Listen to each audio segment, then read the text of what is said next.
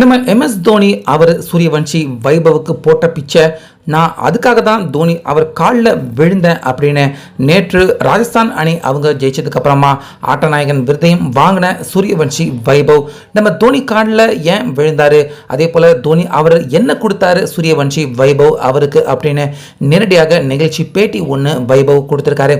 So இதை கேட்ட ராஜஸ்தான் அணி முக்கியமாக சஞ்சு சாம்சன் இப்படி எல்லாருமே ரொம்ப பெரிய அளவில் ஷாக் அடைஞ்சிருக்காங்க.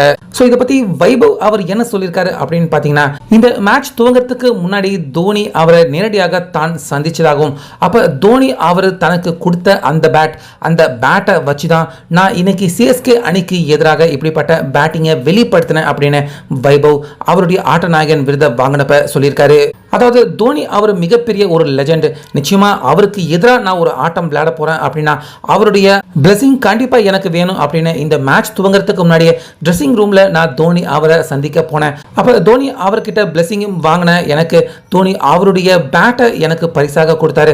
ஸோ அந்த பேட்டை வச்சுக்கிட்டு தான் இன்னைக்கு நான் சிஎஸ்கே அணிக்கு எதிராகவே விளையாண்டேன். அதே போல தோனி அவர் கொடுத்த அந்த பேட்டால என்னால் அரை சதம் அடிக்க முடிஞ்சது, எனக்கு ரொம்ப பெரிய அளவில் மகிழ்ச்சியாக இருந்துச்சு. ஸோ அதுக்காக தான் இன்னைக்கு ஆட்டம் முடிஞ்சதுக்கு அப்புறமா நான் தோனி அவர் காலில் விழுந்து ஆசீர்வாதமும் வாங்கினேன். அதே போல நான் வாங்கியிருக்க இந்த விருதுகளையும் நான் தோனி அவருக்காக சமர்ப்பிக்கிறேன். உண்மையாகவே தோனி அவர் எனக்கு கொடுத்த இந்த பரிசு, இந்த பேட் தான் இந்த ஆட்டத்தில் ராஜஸ்தான் அணியை ஜெயிக்க வச்சிருக்கு அப்படிங்கிற மாதிரி வைபவ் அவர் பேசியிருந்தாரு.